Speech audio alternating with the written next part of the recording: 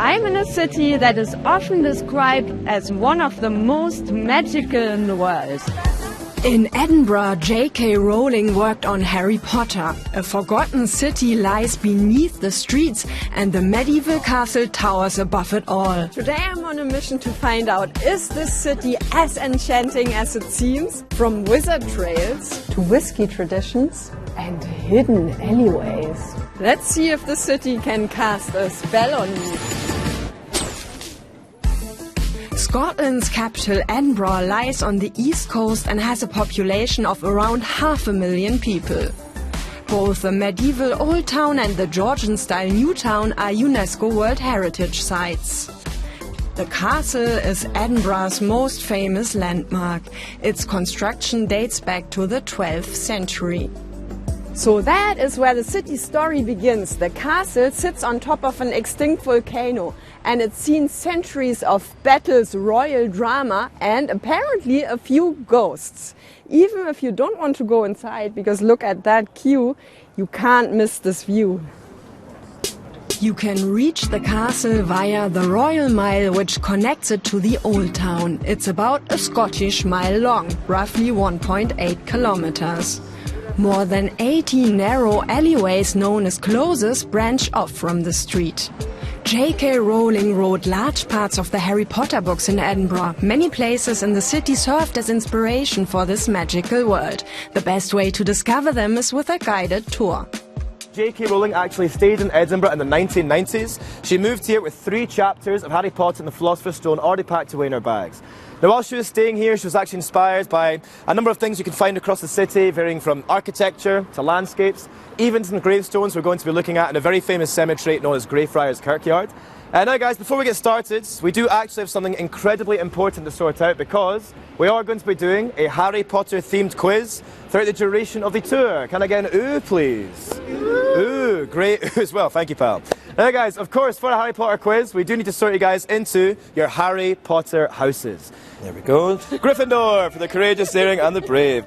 Next up, Slytherin at controversial guys. At Ravenclaw, nicely done, pal. The witty, the wise and the creative. Gryffindor again, lovely. Oh no! Slytherin at Slytherin. I'm Slytherin. Oh no! You want to swap? Actually, I do. I am a Slytherin. Oh really? Yeah. Well, thanks for swapping. Yeah, Hufflepuff's great too. Let's head to the first stop, Greyfriars Kirkyard. In the cemetery you will find gravestones with names familiar to Harry Potter fans. I brought you guys to the grave of one Thomas Riddell. The name is spelt with an E-L-L, whereas of course in the books we know, Rowling has decided to spell that name with a D and L and an E. Can any of you guys tell me why you think J.K. Rowling may have thought to have swapped that spelling around? Why change the name, guys? I am Lord Voldemort. You are correct. Lord Voldemort in the book is an anagram of the name Tom Marvolo Riddle, slightly different than here. So this is Hogwarts or what? Yeah, so basically this is George Heriot's school. It was built in the 1600s. So there's some very early concept drawings she did that greatly resemble this school in our first ever images of Hogwarts. So it doesn't look incredibly similar to Hogwarts now. It's not got the massive towers, but it does have the Gothic architecture. The 2-hour tour takes place several times a day and in different languages. Tickets cost £16, around 18 euros.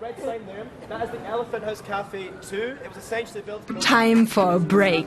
The Elephant House Café was closed for almost 5 years after a fire and recently reopened. It's popular with Harry Potter fans, not only because of butterbeer on the menu. This isn't just a Harry Potter inspired drink. I'm actually sitting at the table that J.K. Rowling sat at when she was writing Harry Potter. It tastes nice actually, it's like a cream soda. From the wizarding world we head... Right beneath my feet there's an entire hidden city. Let's go underground. The real Mary King's Close is an underground district from the 17th century that's once again accessible today. Costumed guides portray people from the past. Hello and good morning everybody. My name is Margaret Chesney. I was born in the year 1830.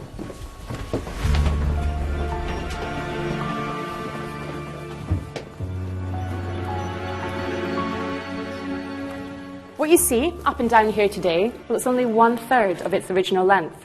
This wall on this side, this is original.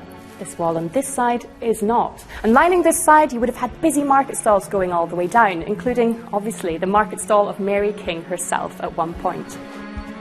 The alleys are underground, as in the 18th century a new building was constructed above them due to a lack of space. In the past, up to 600 people lived here at times, spread across as many as 12 stories.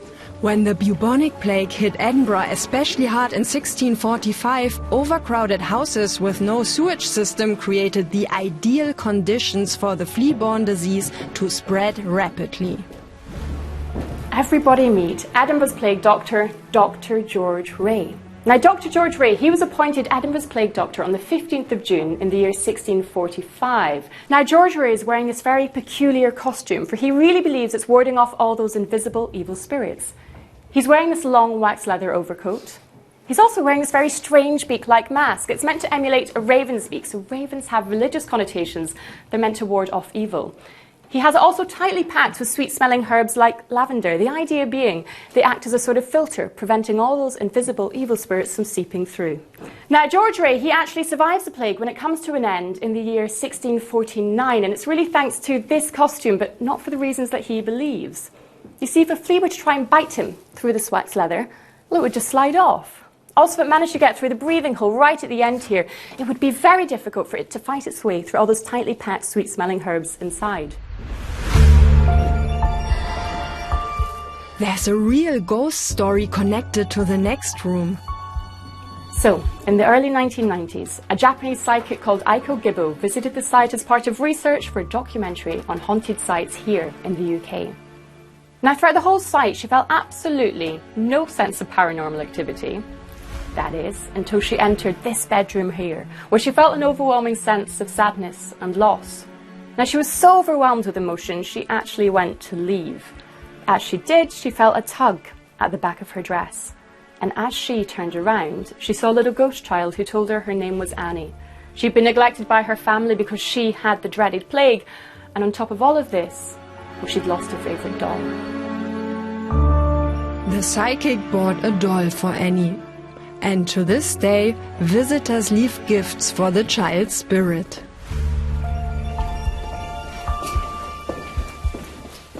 Wow, that was intense. Walking in a place where people actually lived and died. So Edinburgh's magic isn't just fairy tales. There are real stories under every stone. Time to discover Edinburgh from above. The Scott Monument is also connected to literature. It was built in the 19th century for the writer Sir Walter Scott. From the top you get an impression of Edinburgh's dramatic skyline.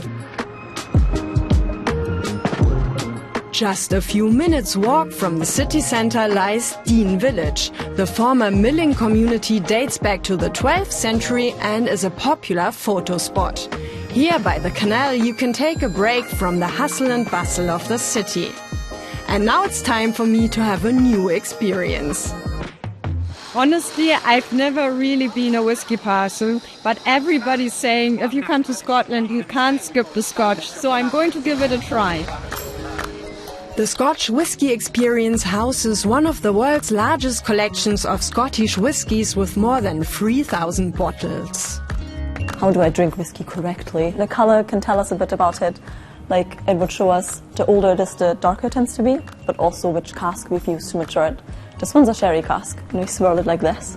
And you can see there's drops coming down the side, and we call them the legs of the whiskey.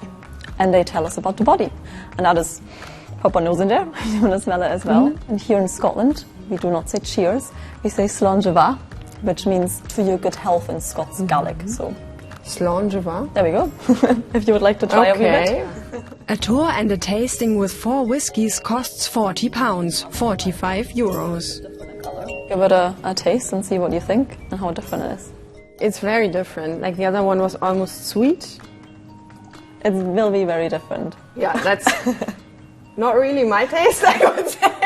But it's interesting. I think there is a whiskey for everyone, and if you don't like whiskey, we've just not found the perfect whiskey for you. Now I need something sweet. 1 deep fried Mars bar, please. Let's try Scotland's most controversial snack. It's said to have been invented in the 1990s in a fish and chip shop and has been a cult item ever since. It's actually quite good. Finally, it's time for me to get sporty. I want to climb Arthur's Seat, a 251-meter high extinct volcano, said to be the best viewpoint over the whole city. How crazy is that? This was just a walk away from the city center and it feels like being in the Highlands. Plan about 2 hours for the ascent and descent and definitely wear sturdy shoes. The path can be uneven, steep and slippery when wet. And my tip, dress warmly. Scotland wouldn't be Scotland without extreme weather changes. What a dramatic way to end this day. I don't know about you, for me Edinburgh has definitely cast a spell on me. Did you find it magical? And which of the places we showed you would you like to visit? Let us know in the comments.